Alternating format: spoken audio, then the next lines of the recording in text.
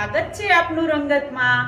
હું સિદ્ધિ કમાણી રોજ તમને અવનવી વાનગીઓ બનાવતા શીખવું છું। જો તમને મારી વાનગી પસંદ આવતી હોય તો તમે મારી ચેનલને સબસ્ક્રાઇબ કરો, મારા વિડીયોને લાઈક કરો અને તમારા ફ્રેન્ડ સર્કલમાં મારા વિડીયો જરૂરથી શેર કરો। તો આજે આપણે કાઠિયાવાડી ભીંડાનો સંભારો બનાવતા શીખીશું, જે કાઠિયાવાડની ડીશમાં ડેઈલી રૂટીનમાં બને છે। તો ચાલો આજે આપણે એકદમ આસાનીથી બની જતો ભીંડાનો સંભારો બનાવતા શીખીએ। તો ચાલો બનાવવાનું શરૂ કરીએ કાઠિયાવાડી ભીંડાનો સંભારો। કાઠિયાવાડી ભીંડાનો સંભારો બનાવવા માટેના ઇન્ગ્રેડિયન્ટ્સ આપણે જોઈ લઈએ। મેં 100 ગ્રામ ભીંડો લીધો છે, નંગ ગણીએ તો 10 થી 12 નંગ ભીંડો છે, અને મેં 2 મૂરા મરચાં અને 3 આવી રીતે જે તીખા મરચાં આવે છે એ લીધા છે। 2 ચમચી તેલ, મોટી ચમચી, 1 ચમચી ધાણા જીરું પાવડર, 1 ચમચી નમક, 1 ચમચી હળદર, મેથીનો પાવડર છે અડધી ચમચી જીરું અને 1 ચમચી રાઈ લીધી છે। ચાલો આપણે બનાવવાનું શરૂ કરીએ કાઠિયાવાડી ભીંડાનો સંભારો। કાઠિયાવાડી ભીંડાનો સંભારો બનાવવા માટે આપણે હવે પેલા ભીંડાને સમારવાના છે। તો આપણે હવે ભીંડાને સમારી લઈશું। આવી રીતે ભીંડાની દાંડલી કાઢી વચ્ચેથી 2 કાપા કરી લેવાના છે, અને પછી આટલા ટુકડા કરી અને એક ટુકડાના આવી રીતે 2 ચીરીઓ કરી અને આપણે ભીંડા બધા આવી રીતે સમારી લેવાના છે। સંભારો એ કાઠિયાવાડી ખાણું છે, તો એ કાઠિયાવાડી જ કહેવાય છે, કારણ કે કાઠિયાવાડમાં સંભારો ખવાય છે વધારે પડતો, એટલે આપણે કાઠિયાવાડી ભીંડાનો સંભારો બનાવવાનો છે। તો આવી રીતે આપણે ભીંડા બધા સમારી લેવાના છે, અને મરચાંની પણ આવી લાંબી ચીરીઓ કરી અને મરચાંને પણ સમારી લેવાના છે। અને આપણે ભીંડાની જોડે તીખા મરચાં અને મોરા મરચાં બંને લીધા છે। મરચાંનું પ્રમાણ તમે તમારી તીખાશ મુજબ વધારે ઓછું કરી શકો છો। મેં બંને લીધા છે એટલે આપણો મીડિયમ તીખો સંભારો બનશે।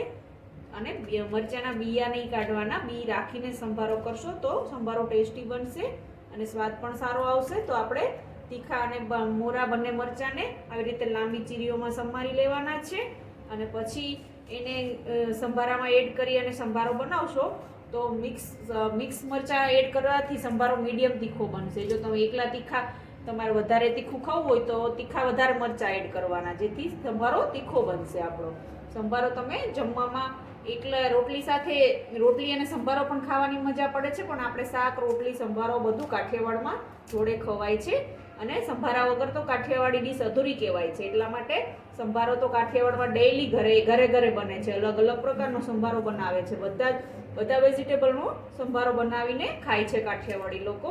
તો સંભારો એ કાઠિયાવાડી ખાણું કહેવાય છે। તો આવી રીતે આપણે બધા જ ભીંડા સમારી લેશું અને મરચાં પણ સમારી લેશું। તમે જોઈ શકો છો આપણો સંભારો સમારીને રેડી થઈ ગયો છે। તો હવે આપણે એને વઘાર કરી લઈએ। હવે આપણે સંભારો બનાવવા માટે પેન ગરમ કરવા માટે મૂકી દઈએ। મેં પેન ગરમ કરવા માટે મૂકી છે। તો હવે આપણે પેનની અંદર જે મેં 2 ચમચી, મોટી ચમચી તેલ લીધું હતું તે એડ કરી દઈએ, અને તેલ ગરમ થાય એટલે આપણે વઘાર કરીશું। આપણે ગેસની ફ્લેમ વધારી દેવાની છે, જેથી તેલ ગરમ થઈ જાય ફટાફટ। તેલ ગરમ થાય એટલે આપણે સંભારાનો વઘાર કરીશું। અને જ્યારે કોઈ બી સંભારો બનાવો ત્યારે તમારે મેથી એડ કરીને સંભારો બનાવો, જેથી સંભારો ખૂબ જ ટેસ્ટી બને છે।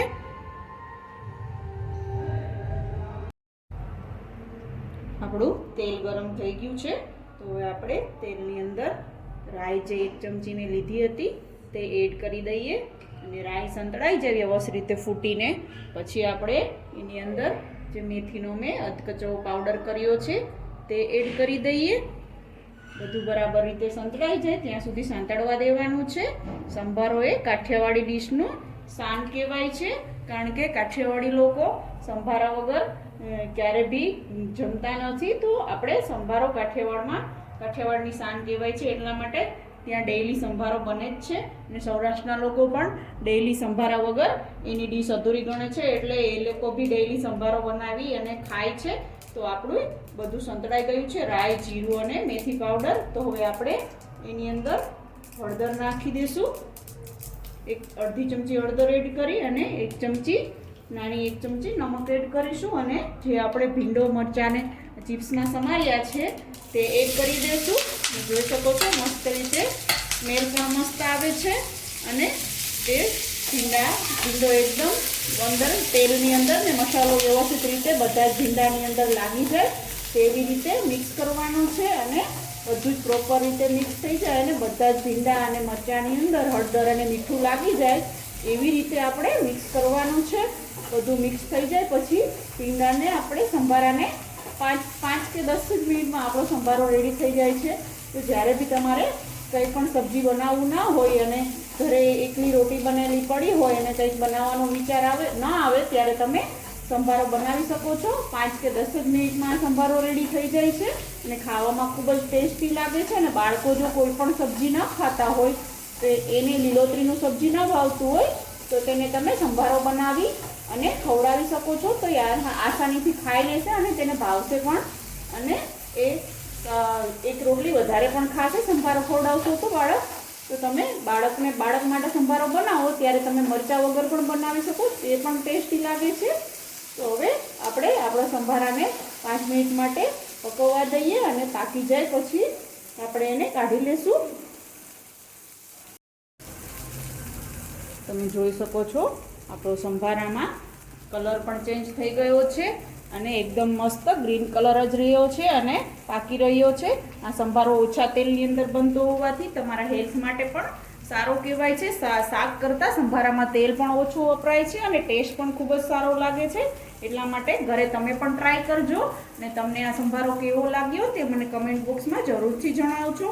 તો તમને મારી આ રેસીપી ગમી હોય તો તમે મારી ચેનલને સબસ્ક્રાઈબ કરો, મારા વિડીયોને લાઈક કરો અને તમે તમારા ફ્રેન્ડ સર્કલમાં મારા વિડીયો જરૂરથી શેર કરો. તો તમે જોઈ શકો છો આપણો સંભારો પાકી ગયો છે. એ હવે આપણે એને થોડી વાર ઢાંકી અને રહેવા દેશું અને પછી આપણે એક પ્લેટમાં એને કાઢી લેશું. તમે જોઈ શકો છો આટલો સંભારો સેજ બ્રાઉન થાય એની ચિપ્સ અને પાકે ત્યાં સુધી આપણે એને પકવવાનો છે. તો તમે જોઈ શકો છો સંભારો મસ્ત રીતે પાકીને રેડી થઈ ગયો છે. તો હવે આપણે એને સર્વિંગ પ્લેટમાં કાઢી અને સર્વ કરી લઈશું. તો તૈયાર છે આપણો કાઠિયાવાડી ભીંડાનો સંભારો, જે બનાવવું ખૂબ જ આસાન છે અને ખાવામાં ખૂબ જ ટેસ્ટી લાગે છે. તમારા બાળકો સબ્જી ના ખાતા હોય તો તમે એને સંભારો બનાવીને ખવડાવશો તો જરૂર એ લીલોતરીનું એના ખાવામાં લીલોતરીનો ઉપયોગ કરીને સંભારો બનાવીને ખવડાવશો તો એ લીલોતરી પણ ખાશે અને એને વિટામિન્સ પણ જળવાઈ રહેશે. આ સંભારો કાઠિયાવાડની શાન કહેવાય છે અને કાઠિયાવાડની એક પણ ડીશ એવી ના હોય કે એક પણ ખાણું એવું ના હોય કે ત્યાં સંભારો ના હોય. કોઈ પણ હોટલમાં જાઓ, ઢાબામાં જાઓ, તમે ગમે ત્યાં જાઓ ત્યાં બધે તમને સંભારો બનાવીને આપે જ છે. કેવી લાગી આજની સિમ્પલ અને સરળ રીતે બનતી તમને રેસીપી? જો તમને મારી આ રેસીપી ગમી હોય તો તમે મારી ચેનલને સબસ્ક્રાઈબ કરો, મારા વિડીયોને લાઈક કરો અને તમારા ફ્રેન્ડ સર્કલમાં મારા વિડીયો જરૂરથી શેર કરો અને તમે પણ આ સંભારો ઘરે જરૂરથી ટ્રાય કરો અને તમને કેવો લાગ્યો તે મને કમેન્ટ બોક્સમાં જણાવજો. તો આવી જ નવી વાનગીઓ જોવા માટે જોતા રહો રંગત, ખાણીપીણીના શોખીન ગુજરાતીઓની. Thanks for watching.